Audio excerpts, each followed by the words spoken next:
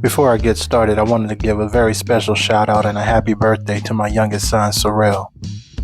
Daddy's proud of you. You're 4 years old now. That means I don't have any more babies. You're a big boy now. I'm so proud of you, son. I wish you many more years to come. Before you know it, you're gonna be looking right down at me, because man, you're getting tall. So enjoy today. Enjoy this video. This is for you. Happy birthday, son. Tatakista. I see you. Hey. This is a message to all of you so-called Black Americans from your ancestors. As you can tell, look around. We are fed up and we are here to fight with you. But the first call is upon you. Black is a color. You have never been a color. You are indigenous. Take on this call to action now. We will no longer be called black. Black this or black that. I don't care what you're trying to sell, who you trying to impress. You are indigenous to these lands. This is our time. From this day forward, never dress yourself as a black again. And if anyone calls upon you as that, look at them like they have shit on them, because you are indigenous to these lands. These are our lands, and we're coming back for what is ours. The time is now. We don't have to go to no governments or nothing else to ask for permission to be addressed as the ethnicity we are. We are the indigenous. You have held us back for too long. Our time has come, and you will respect it. For the people, I call upon you. Do not call yourself that ever again. This is a call to action. Now, repost this. Alito Chimachukma, this is Chief Steve coming at y'all with another episode of True Story. We got a really interesting one for you guys today. But before we get into it, make sure you guys hit that like button. And if you're new to the channel, hit that subscribe button. Don't forget to ring that notification bell as well. So whenever I drop these bombs, you'll be the first ones to grab them. All right, without further ado, let's get into it. Because there's no such thing as black. The word black, we've been referred to as black since the 1950s. Before that, what we were being called? Negroes. Right? Before that, they knew who you were. They had to refer to you by your tribe. Oh, okay. Right? Yeah. So, in America, like, you guys have a vision of what a native Indian person looks like. Yes. Right? You guys think in your mind that those people are the Indians. They're not the Indians. Or they're the indigenous people of the land. They're not. They migrated. They're Siberians. They're like the seeds of Genghis Khan. The real Indian people, who they're calling Indians, is you. Is you. All you motherfuckers is the Indians. Cherokee, Mohica, Califia, right? Blackfoot. This is y'all. Shinnecock, Maroon. That's y'all. Jamaica strays away from the ideals of justice. The goal of America is freedom. Abused and scorned though we may be, our destiny is tied up in the destiny of America. Before the Pilgrim Fathers landed at Plymouth, we were here. Before Jefferson etched across the pages of history the majestic words of the Declaration of Independence, we were here. Before the beautiful words of the Star-Spangled Banner were written, we were here.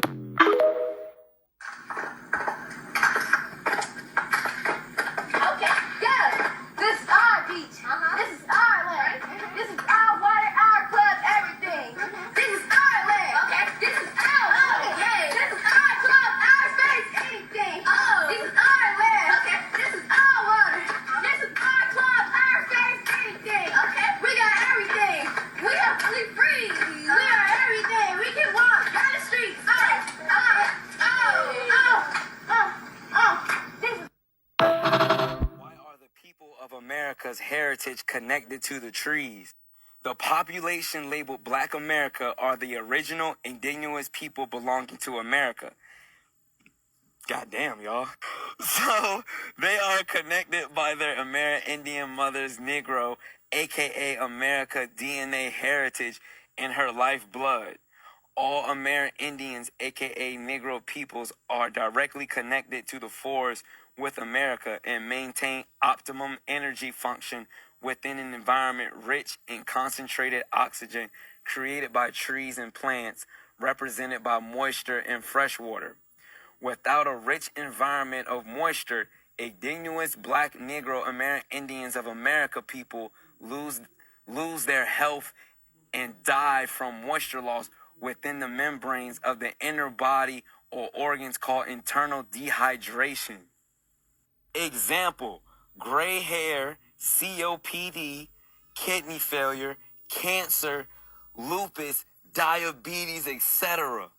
Without the moisture rich eco-life soil system habitat that at one time thrived in America, the population from the Amerindian heritage blood to America, aka Black America, will die out as fast as the stripping of the trees and organic eco-soul life system environments of plants that support the moisture in the soil to sustain their life vibrational charge in America to the planet is destroyed. No forests, no trees, no people of America, dead America. Bro, what the fuck is really What's up, going TikTok? on? What's up, all my peoples? Let me just tell y'all something real quick. One time, I'm gonna tell y'all this, and it's a common sense thing. The so-called Negro, the so-called black man and black woman, the so-called colored folk can never be deported to anywhere else on the planet. Do you understand why? Don't listen to Dr. Such and Such. Y'all know who I'm talking about. Start with a U. Don't listen to him when he said they just want us to suffer. Yeah, they do.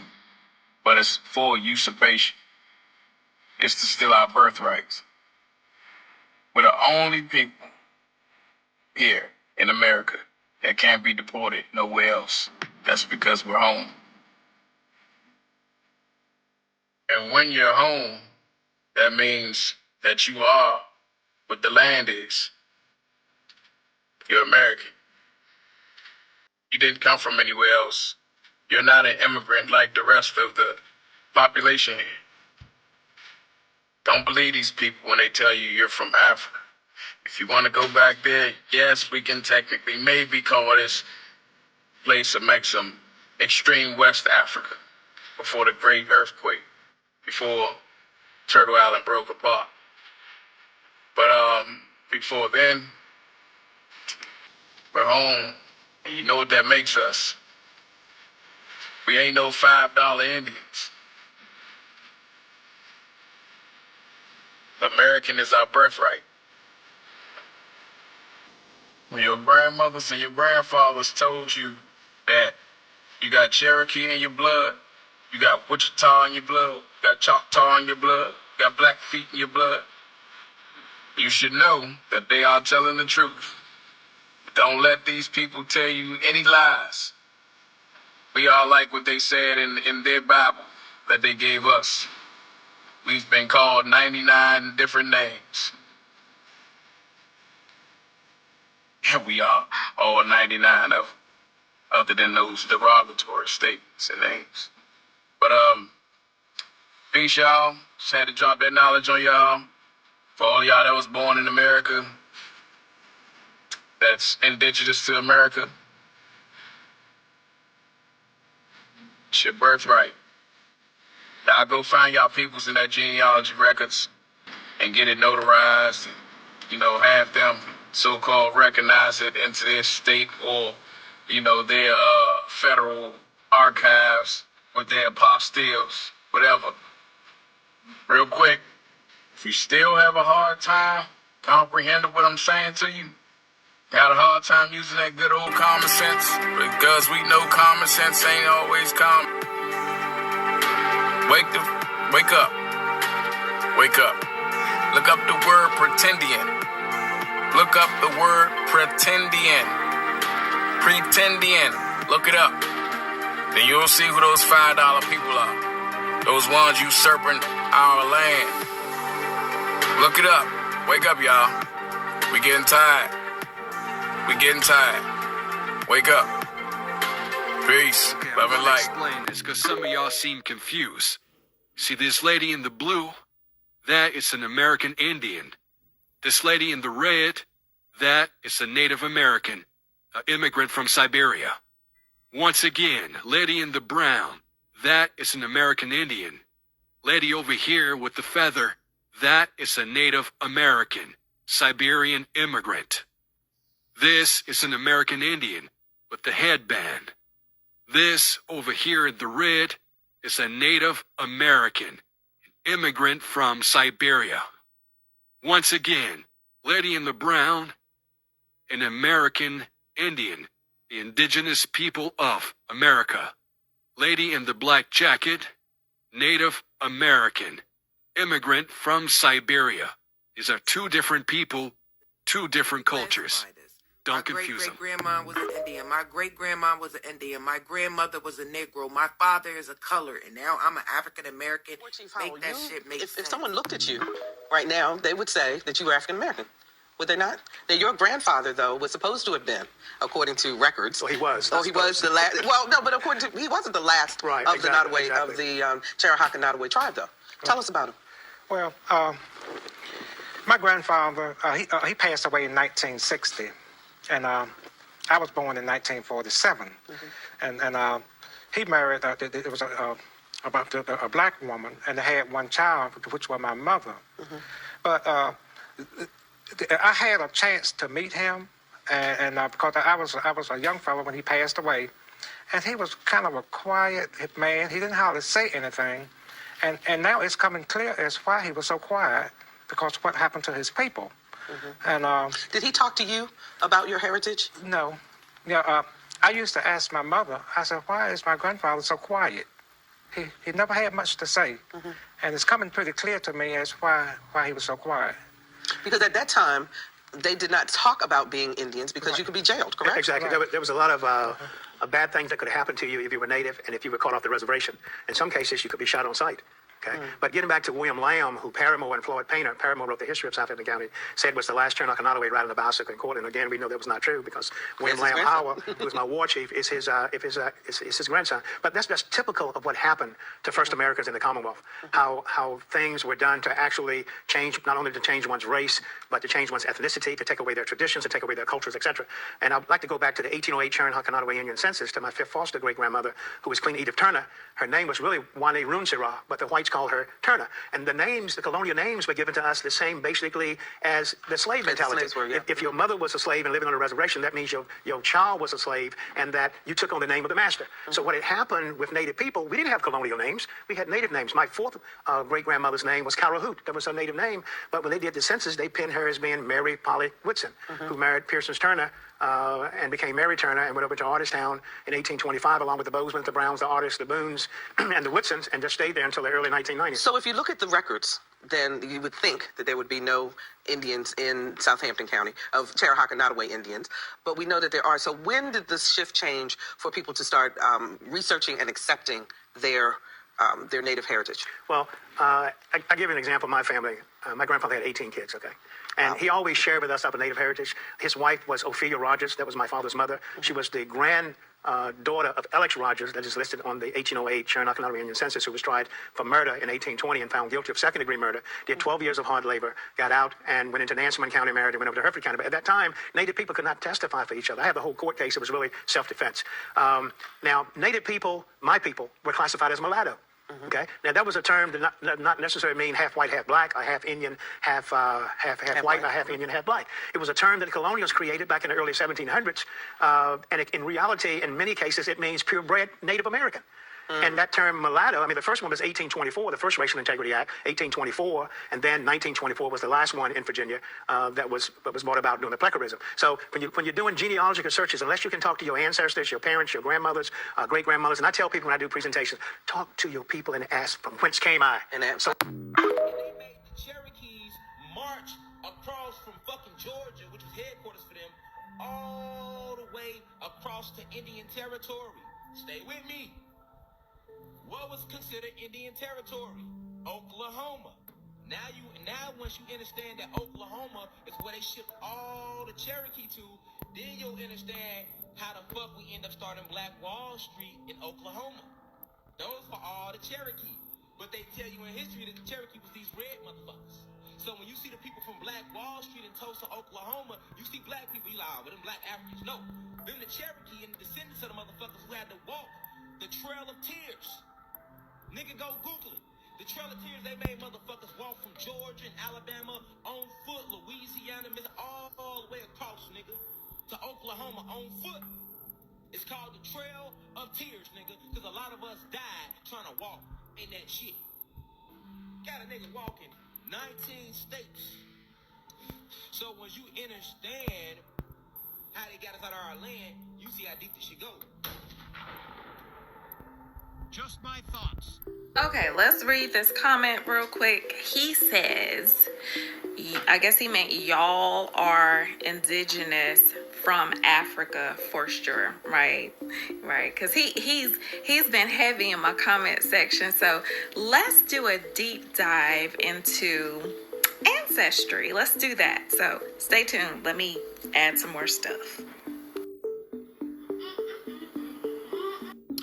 So when you type in Asian man, this is what comes up, right? Okay, let's keep going. Okay, so here I typed in Siberian man, okay? So check this out. We're gonna get to some juicy stuff. Just stay here.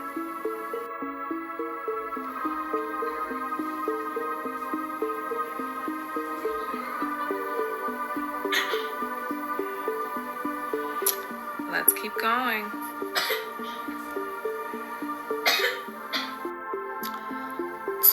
$24,000-year-old Siberian boy sheds light on origins of Native Americans, okay?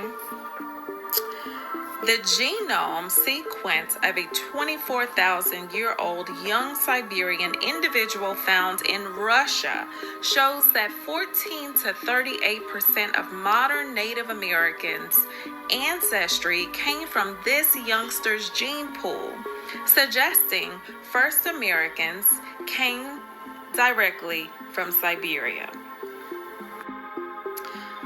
Okay, so the Paleolithic skeleton was first discovered in the late 1920s near the village of Malta in south central Siberia. And since then, it has been referred to as the Malta child because until this DNA study, the biological sex of the skeleton was unknown. So you guys are going to have to continue to read down there because it's cut off. I cannot see it. But I can see that Dr. whomever from Texas A&M University and co-author somewhere, y'all can read it, but I'm going to keep going.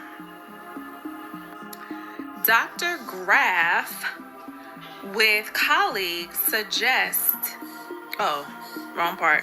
Dr. Graff with colleagues used material from the boy's upper arm to sequence his mitochondrial and nuclear genomes.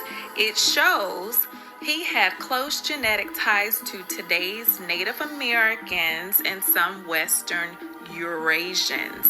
Specifically, some, and I cannot see that part because the little sticker is right there. Y'all can read that part. South Asia and Europe. Also, he shared close genetic ties with other Ice Age Western Eurasians living in European Russia, Czech Republic, and even Germany. We think these Ice Age people were quite mobile and capable of maintaining a far-reaching gene pool that extended from central Siberia all the way west to Central Europe, Dr. Graff said. Another significant result of the study is that the Malta boys people were also ancestors of Native Americans, explaining why some early Native American skeletons, such as Kennewick Man, were interrupted to have some European trait. Our study proves that Native Americans' ancestors migrated to the Americas from Siberia and not directly from Europe, as some have recently suggested, Dr. Graff said. Dr. Graff said it, not me, okay? This is for educational purposes only, okay? The DNA study performed on the boy is the oldest complete genome of I can't see that part, something sequenced so far. The discovery raises, now y'all gonna have to read that also because I cannot see it. Read all that down there. Okay, let's keep going. And so finally, we are here. So y'all see that up there, when this was published, so on and so forth. Now, this is not my words. This is from doctors. This has been researched. There is a laboratory that is involved. So, kind sir, prove it wrong. Prove it wrong. Because we know, literally, you have to know this stuff. You have to know this.